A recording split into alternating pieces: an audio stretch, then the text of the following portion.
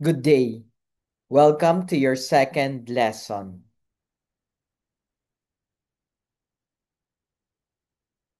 From questions or from reading to research questions.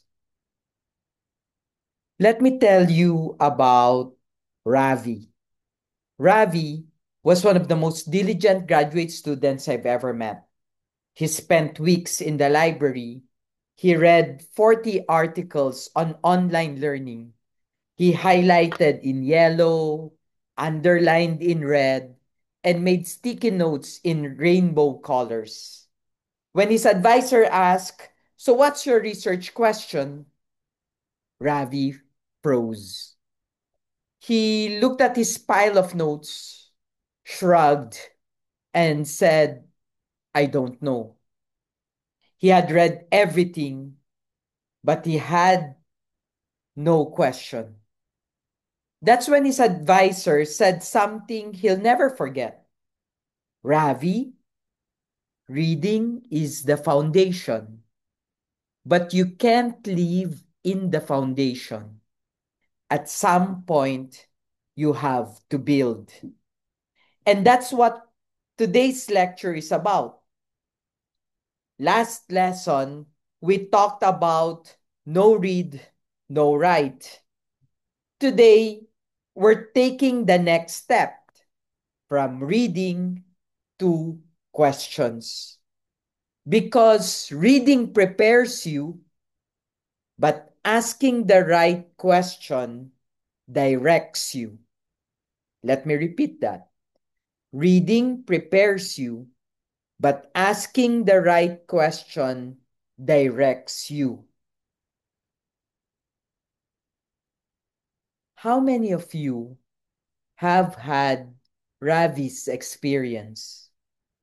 You've done the reading, but when someone asks you for your question, for your argument, you feel lost. The role of reading in question formation. Here's how reading becomes the bridge to writing. Read deeply to know the terrain. We have to read as much as we can to get a feel of the landscape. And as you feel the landscape, spot the gap. Identify what's missing, what's contradictory, what's overlooked, and then frame a question. That gap becomes the spark for your study. Think of it this way. Research is like joining a mystery investigation. The literature review shows you all the evidence already collected. The research question is the clue no one has explained yet. For example, suppose you wanted to work on remote learning and student success. You read the literature, you discover lots of studies measure test scores, for example. But you noticed almost nothing about the student's sense of belonging or community. Everything was focused on content. That gap inspires your question.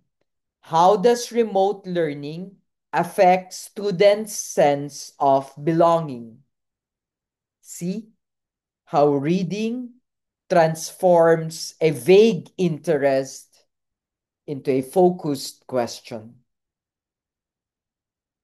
But maybe we should still ask, what makes a good research question?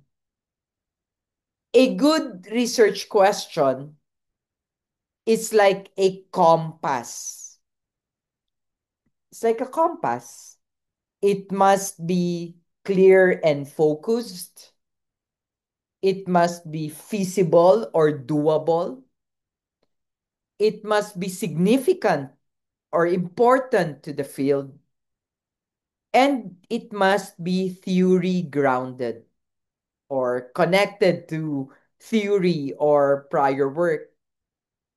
But here's the trick: the way we phrase questions depends largely on the research design.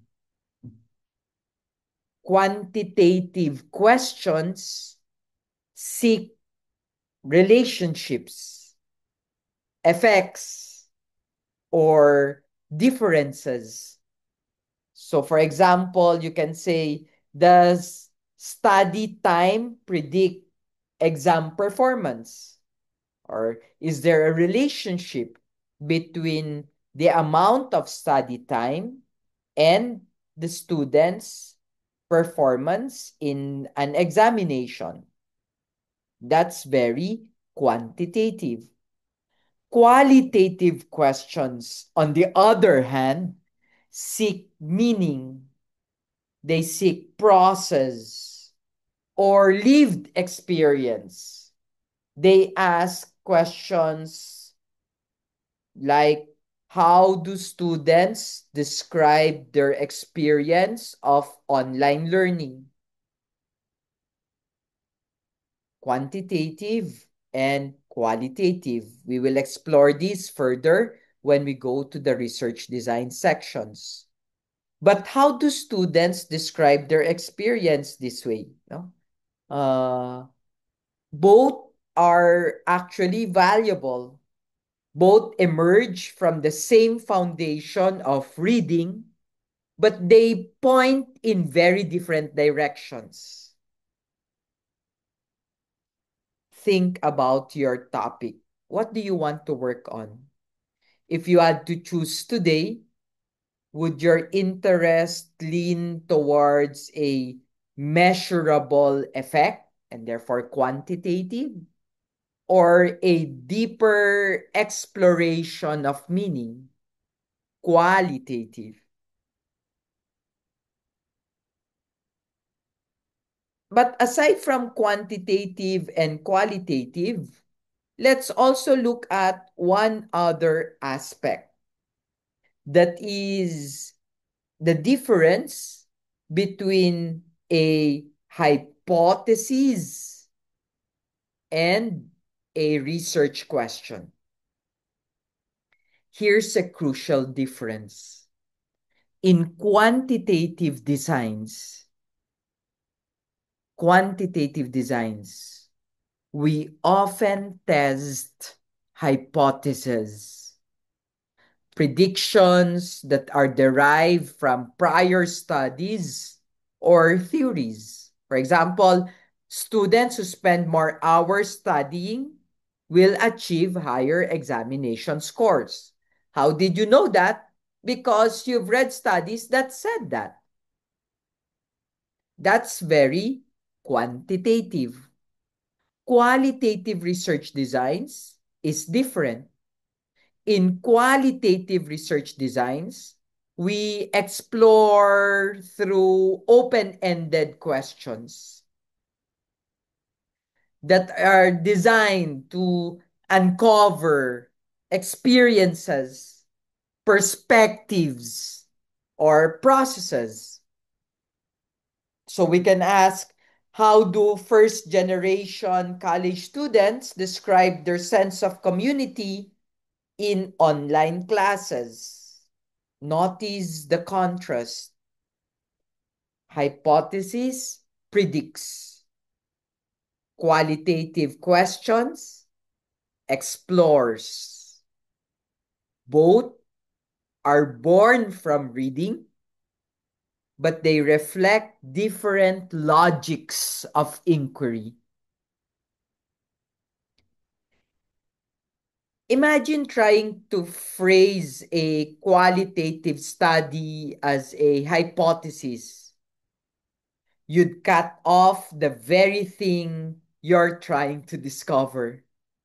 It's like predicting the ending of a novel before you've even read the first chapter. Why do you think it's risky? to turn a qualitative project into a hypothesis.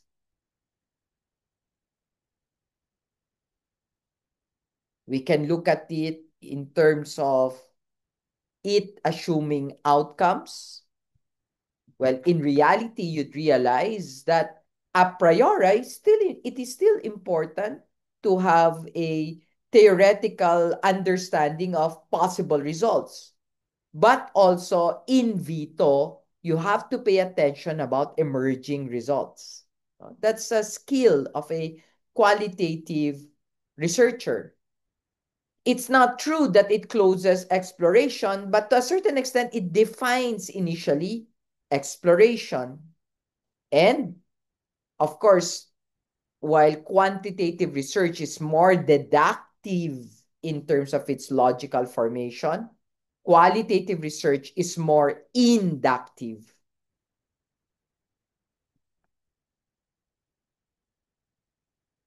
Let's practice framing questions. For example, we're interested about the impact of remote learning on student engagement. So we can think of what quantitative questions or hypotheses can be derived from the impact of remote learning on student engagement. Or we can also inquire in terms of a qualitative question. So for example, does time spent on Zoom predict student engagement scores? That's very quantitative. Or when you say, how do students describe their engagement in Zoom-based classes? That's very qualitative. Compare the wording, right? Is there a difference in the scores of the student depending on Zoom or online engagement? Or how do students describe their Zoom learning experience? Here we can highlight how quantitative designs focus on measurement while qualitative designs focus on meaning. Note that both questions can be answered quantitatively or qualitatively, but even if this topic can be responded to quantitatively and qualitatively, they still yield very different insights. What are the common pitfalls in question design? One, take note that not all questions are good questions. Not all questions are answerable by research. What are the common pitfalls? One, they're either too broad, like simply asking, what is the impact of technology on education? Too broad. Or already answered questions. Does water boil at 100 degrees Celsius? Or not researchable at all. Should education be fair? Or confusing a topic for a question. AI in education. AI in education. Remember, AI in education is a topic. It's not a question. Here are three poorly formed questions, and we can refine them together. For example, what is the effect of the internet on society? That's very broad. We can say, for example, how has social media use influenced civic engagement among university students? That's more specific. Or when you simply ask, why are students lazy in online classes?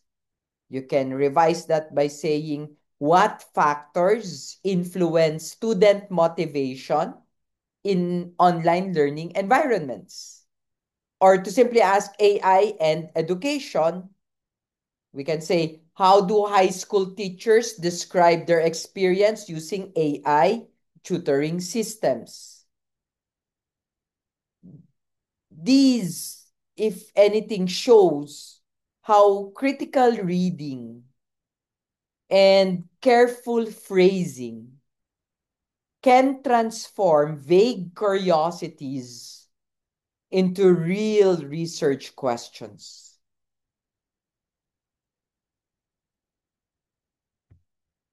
Let's revisit Carlos from the last lesson. At first, Carlos says, I'll study AI chatbots in education. It's too broad, I said. But after reading, he refined his curiosity into two possible paths. The quantitative path that says, does using AI chatbots improve test scores in bilingual classrooms compared to traditional tutoring? Or a qualitative path where he asks, how do bilingual students describe their experiences of learning with AI chatbots? Same topic, two designs, two very different outputs or contributions. The beauty of doing this is that both are valid. It depends on what kind of knowledge Carlos wants to create. That choice begins with the question. So let's return to Maya, the student who sat at her blank screen last lesson. We realized Maya hadn't read enough. In this lesson, we see a second problem. She had not turned her reading into a guiding question. Remember the progression of research design. No read, no write. From reading comes the question, and from the question comes the design. In this lesson, here's your challenge. Take one of your broad topics, phrase it as a quantitative hypothesis, phrase it again as a qualitative question, upload it in the submission area below. That's how we move from reading to gap to question to design. Because in the end, the question is your compass. And without it, your research has no direction. Thank you very much for listening to me.